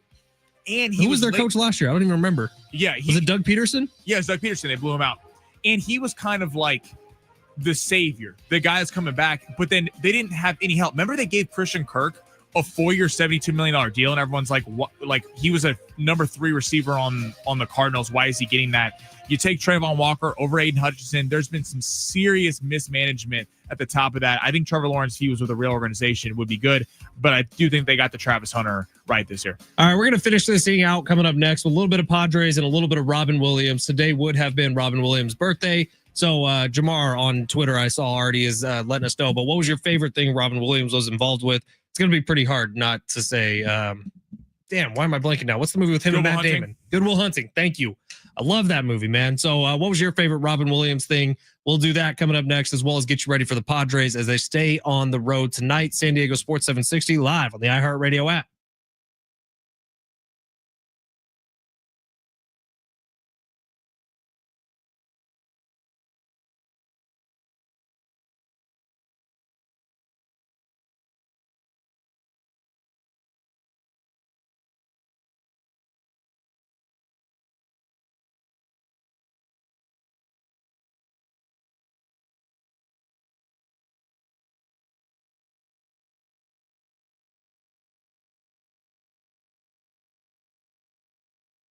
Fletch and I are going out to Vegas in a month. We can't be more excited. Circa's putting us up out there. We're going to be having fun at the sportsbook, Circa Million, Circa Survivor. So for Circa Million, though, I was thinking that's 5 picks against the spread each week. So I was going over my picks, week 1 betting lines. I'm thinking, opening night, want to have a little action on that game. Philadelphia cover the spread against Dallas. Dallas is the team that would win opening night, and everyone would get excited. Maybe we're taking Dallas +7, Washington 6.5 at home versus the Giants. Maybe that line's a little bit inflated because of how good Washington was last year. Chiefs favored by 2.5 on the road in Brazil against the Chargers. Those games are always tight. Pittsburgh. I'm surprised that the Steelers are favored by 3 in New York Jets. Aaron Rodgers' first game. Think we could take Justin Fields and the Jets there at +3. But all you got to do is pick 5 games against the spread each week instead of doing side bets with your boys where they may stiff you on the payment. Play Circa Million. We also understand, though, if you're busy and don't have time to pick 5 games against the spread each week, maybe that's a little exhausting to you. This is where you play Circa Survivor. Comes into play. All you need to do is pick 1 game each week. Once you burn a team, you cannot pick them again. It's $1,000 buy-in, so you can get 10 friends for $100 each, or you can just go all in yourself with $1,000. The fun thing about doing it with the friend group is the one person that gets to make the pick at the end of the day. If they're wrong and they sell the team, you get to make fun of them for the rest of the year. Sign up in Nevada, play from anywhere, gives you an excuse to plan a summer Vegas trip and show off that body there, that summer bod at the sportsbook. Play Circa and win your money now.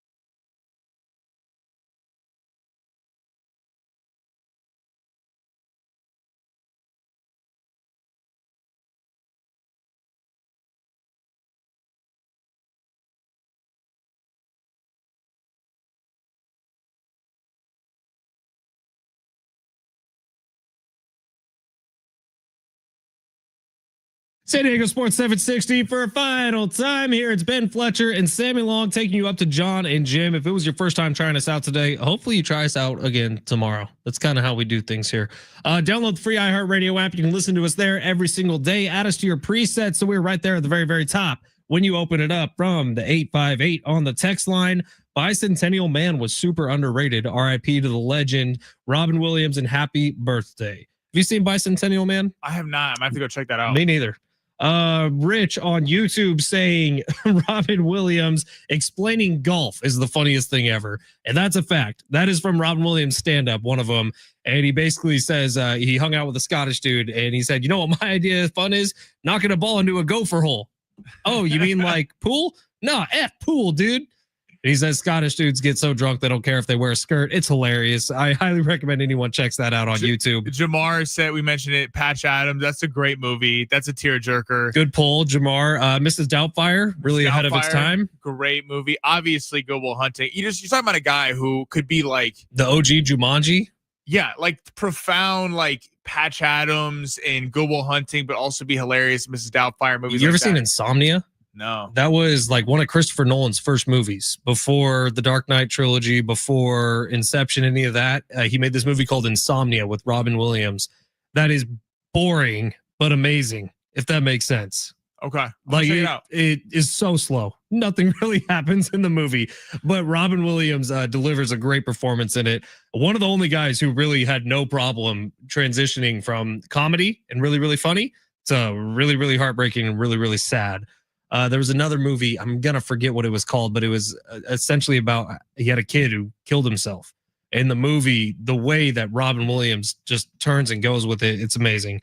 619 text again says Jacksonville has had revolving door owners, Sammy, exactly 2 and 30 years. No, I was meaning like GM head coaches. Yeah, yes. not owners. I was saying the owners have been, Shad Khan's kind of been a disaster in terms of just trying to outspend everyone and not managing a team properly. 760 on ESPN bet. You could take Travis Hunter. I think it's still 1.5 interceptions. Take the bet. Trust me. Ooh. See, that's under the assumption that Travis Hunter is going to be playing enough cornerback to make that happen.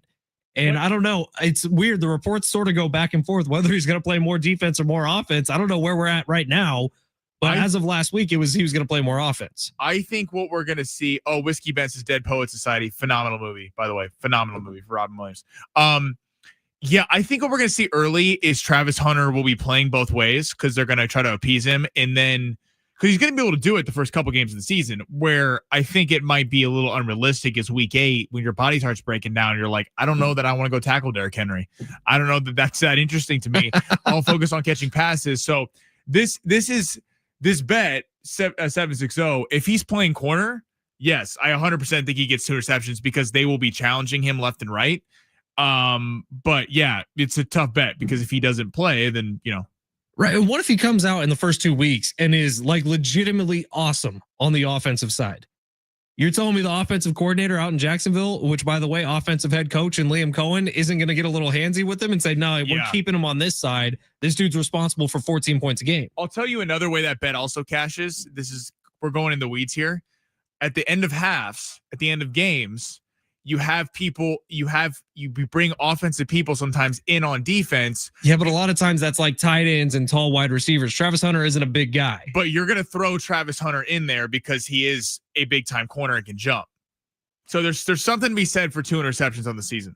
All right, Padres get going today against the Miami Marlins. I think first pitch today is around 3:40, so John and Jim will have a little pregame show action for you getting going today. Randy Vasquez is on the mound. Randy Vasquez had a really nice start to this year. His first half of the season, you could put it up there with anyone on the Padres. Best pitcher against the Dodgers so far for the Padres. Yeah, and he's a ground ball pitcher. He works quick. I really like watching Randy Vasquez pitch. This feels like a need to sweep it series. You got the Dodgers struggling right now. Who knows how long that's going to last? And yeah, they were playing against the Brewers who are on absolute fire, but they just got swept. If you can get a couple more losses out of the Dodgers, especially who are they playing right now? They're playing the Twins. In Minnesota. Twins are a good team. Or no, in LA. Twins are a good team. Yeah. So to that point, feels like you got to sweep. Yeah, I think. Listen, 2 or 3 anytime you're on the road is solid, but I think considering that now they actually have a better record than the Nationals, they're 46-52. They got a lot of young talent on that team, but it does feel like the Nationals are a team that next year you're going to look at and go, wow, they're going to be pretty good. I think a sweep would be a big deal for this team, and then then you start putting real pressure on the Dodgers. Because if this thing it's at 3.5 right now. If it gets to 2 or 1, then you're going. I mean, the Dodgers might have to bring pitchers back earlier than they want to. So not to mention you still got 6 games against the Dodgers this year. Right. Things can start to get going. All right, John and Jim coming up next. They got you with a little pregame show for the Padres who are coming up at 3:40. We'll see you tomorrow. Ben Fletcher, Sammy Long, we out. San Diego Sports 760 live on the iHeartRadio app.